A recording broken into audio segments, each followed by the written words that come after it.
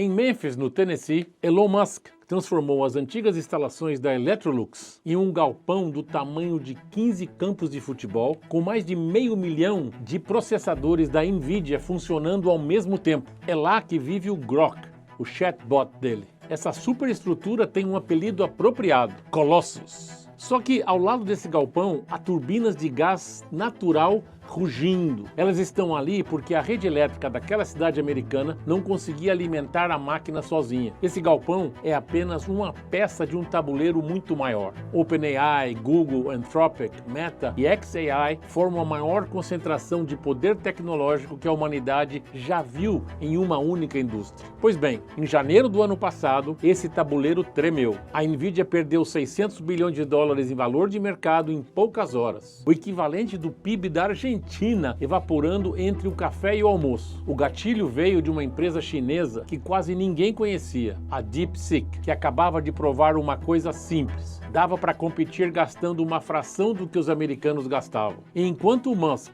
improvisava turbinas porque a rede americana não acompanhava, a China adicionava ao próprio sistema elétrico mais de 400 gigawatts de capacidade em um único ano, mais energia do que toda a capacidade instalada do Brasil. A indústria mais valiosa do século XXI está esbarrando em algo que ninguém esperava. Não é chip, não é um modelo, não é cientista, é a tomada da parede. E é dessa tomada que depende a próxima ordem mundial.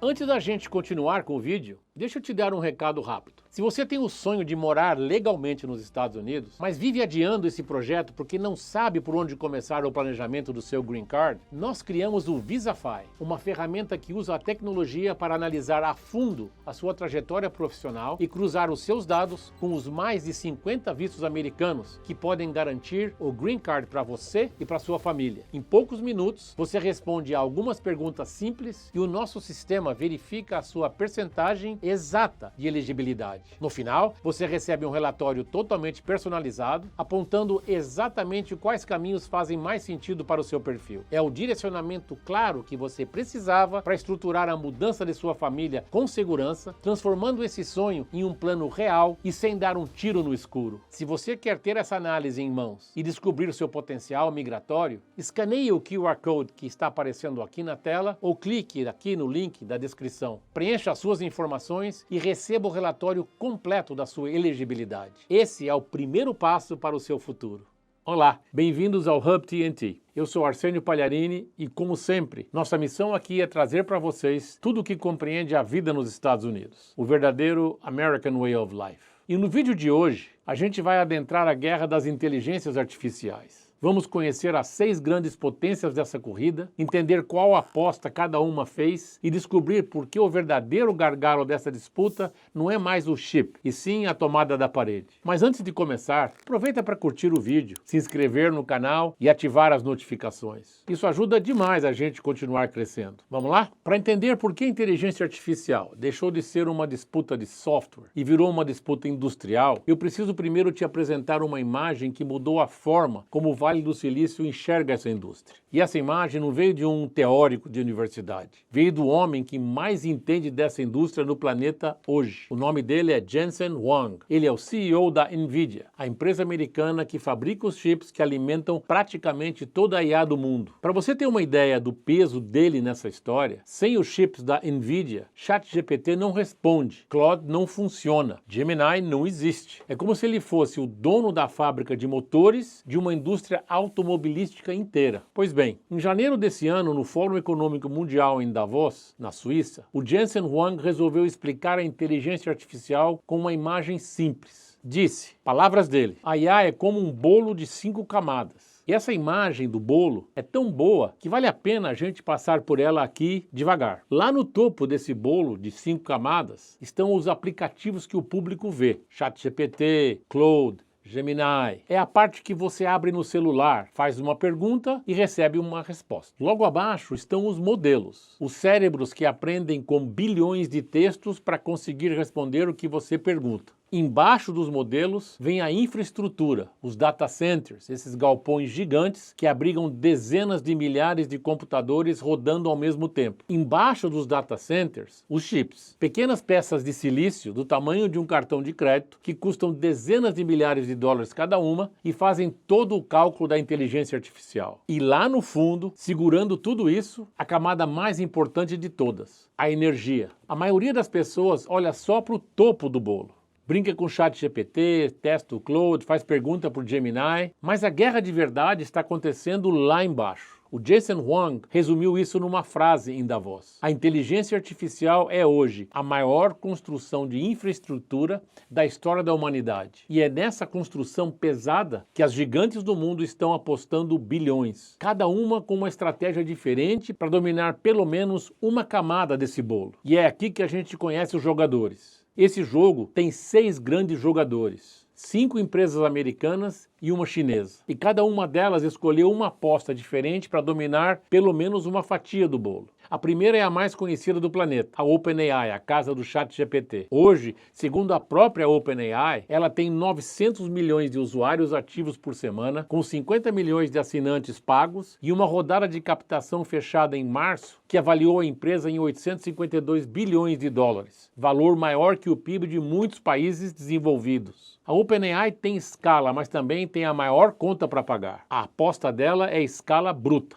A segunda é a Anthropic, a queridinha do mundo corporativo. Ela foi fundada em 2021 por 2 ex-pesquisadores da própria OpenAI que saíram da empresa por uma divergência. Achavam que a corrida de IA estava indo rápido demais, sem segurança suficiente. Resolveram criar a própria empresa com o próprio chatbot batizado de Claude, focado em trabalho pesado e em uso confiável. Virou referência entre empresas, programadores e analistas que precisam de uma IA para tarefa séria. Em fevereiro desse ano, fechou rodada com avaliação de 380 bilhões de dólares. A aposta dela é confiança. A terceira é o Google Gemini, o chatbot da gigante das buscas. O Gemini tem hoje mais de 750 milhões de usuários ativos por mês no aplicativo dedicado. E quando você soma o AI Overviews, aquela resposta gerada por IA que aparece no topo da busca do Google, o número passa de 2 bilhões de pessoas por mês. 2 bilhões, 1/4 da humanidade. A aposta do Google nunca foi o modelo, foi a distribuição. Quando você já tem a porta de entrada da internet inteira no bolso de meio mundo, você não precisa convencer ninguém a baixar nada. A quarta é a Meta, do Mark Zuckerberg, a mesma empresa que é dona do WhatsApp, do Instagram e do Facebook. E a Meta jogou diferente de todo mundo. Enquanto a OpenAI, Anthropic e Google cobram para usar suas IAs, a Meta abriu o Llama, a família de modelos dela em código aberto, de graça. A lógica é simples. Ele já tem 3,5 bilhões de usuários por dia espalhados pelos aplicativos dela. O que ela precisa agora é baratear a IA para embutir essa tecnologia em tudo que ela já vende. A aposta dela é distribuição aberta. E a quinta é a xAI, a empresa de IA de Elon Musk, dona do chatbot Grok. Mas o número que mais importa para entender o Musk não é valuation, é outro e tem nome próprio, Colossus. Colossus é o supercomputador de xAI em Memphis, no Tennessee. Tem mais de 550 mil processadores da NVIDIA funcionando ao mesmo tempo no mesmo galpão. E o detalhe decisivo é esse. O Musk precisou instalar turbinas de gás natural ao lado do prédio, porque a rede elétrica de Memphis simplesmente não dava conta. A aposta dele é construir uma infraestrutura inteira em casa. Pois bem, esse é o tabuleiro americano. 5 gigantes. 5 apostas, cada uma tentando conquistar uma fatia diferente do bolo. Só que, enquanto essas 5 potências competiam entre si, uma sexta empresa, do outro lado do mundo, fez uma coisa que ninguém viu chegar. Ela mostrou que talvez todo esse dinheiro queimado pelos americanos não fosse nem necessário. O nome da empresa é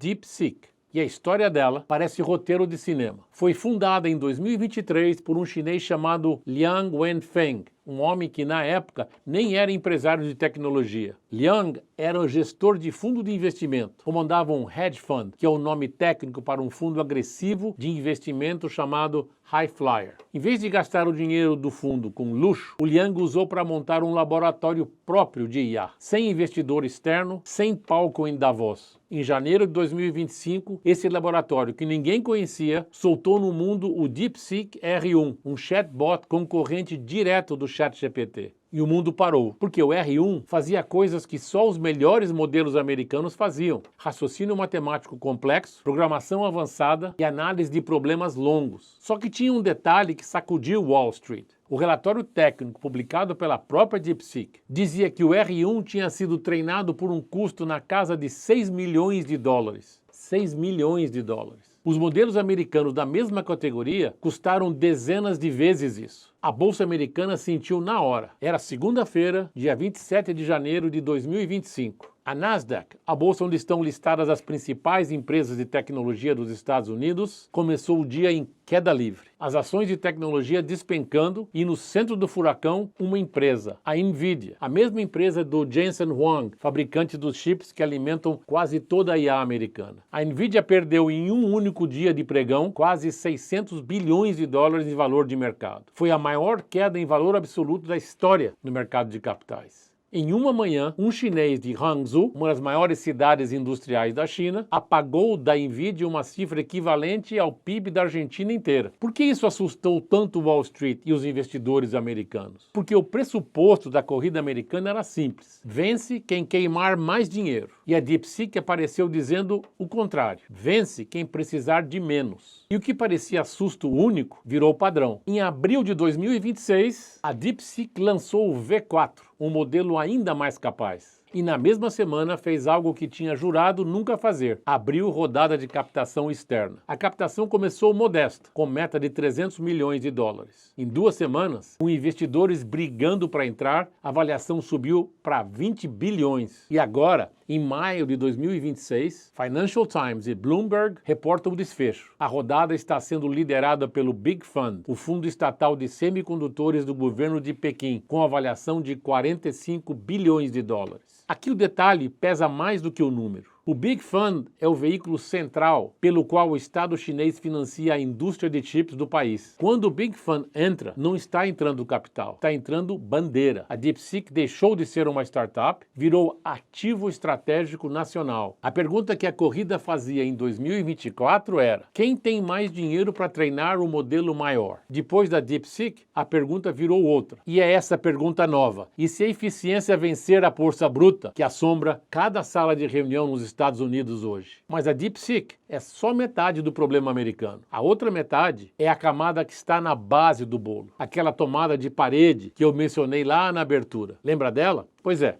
Voltou. Eu sei que soa estranho falar de tomada num vídeo sobre inteligência artificial, mas é esse exatamente o ponto. O gargalo da corrida da IA hoje não está no laboratório, está na rede elétrica. Deixa eu te dar os números. A Agência Internacional de Energia, a IEA, na sigla em inglês, é o órgão técnico mais respeitado no mundo nesse assunto, projeta que data centers em 2030 vão consumir cerca de 945 terawatts-hora de eletricidade por ano. Esse número não diz muita coisa para ninguém, então deixa eu traduzir. Esse consumo em 2030 vai ser o equivalente ao consumo elétrico anual do Japão inteiro. O Japão, terceira maior economia do mundo. Tudo isso só para alimentar caixa de servidor. E aqui aparece o dado que assusta o setor. Segundo a própria IEA, até 20% dos projetos de data center planejados nos Estados Unidos podem atrasar por falta de energia. Olha que situação. Não é falta de chip, não é falta de capital e não é falta de engenheiro, é falta de tomada. Por isso, a Microsoft fechou o contrato de 2.000 megawatts com uma usina nuclear na Pensilvânia, a maior compra corporativa de energia nuclear da história. Por isso, a Amazon comprou 1,5 gigawatts de energia solar dedicada no Texas. E por isso, o Musk, lá em Memphis, instalou aquelas turbinas de gás natural ao lado do Colossus. No norte da Virgínia, lugar conhecido como Data Center Alley, o maior polo de data centers do mundo, os operadores de rede emitiram um alerta formal de capacidade até 2028. Resumindo o quadro, o coração industrial da IA americana está pedindo para desligar a torneira de novos projetos, porque a rede elétrica que sustenta tudo isso já não dá conta. E aqui aparece um detalhe que poucas pouca gente percebeu ainda. Tudo isso que eu acabei de descrever, usina nuclear, fazenda solar, turbina de gás, subestação, transformador e obra física pesada, precisa de gente para construir e operar. E é aí que aparece um efeito que vale a pena entender bem. Enquanto a inteligência artificial automatiza funções repetitivas de escritório, programação iniciante, suporte, análise simples, ela cria ao mesmo tempo uma demanda gigantesca por gente que ergue a infraestrutura por baixo, eletricistas, técnicos em refrigeração, operadores de subestação, engenheiros elétricos. Reportagem da revista Fortune, de março de 2026, mostrou eletricistas de 20 e poucos anos, sem dívida de faculdade, ganhando entre 240 mil e 280 mil dólares por ano em data centers no Texas. Não é programador, é eletricista. A IA não está só mudando o emprego, está mudando onde o trabalho mais valioso aparece. E enquanto os americanos brigam com a fila dos transformadores, a China resolveu o problema de outro jeito. Ela foi para cima mesmo. Em um único ano, adicionou mais de 400 gigawatts de nova capacidade elétrica à rede. Em um ano, pessoal. Mais do que toda a capacidade instalada do Brasil somada. Aqui está então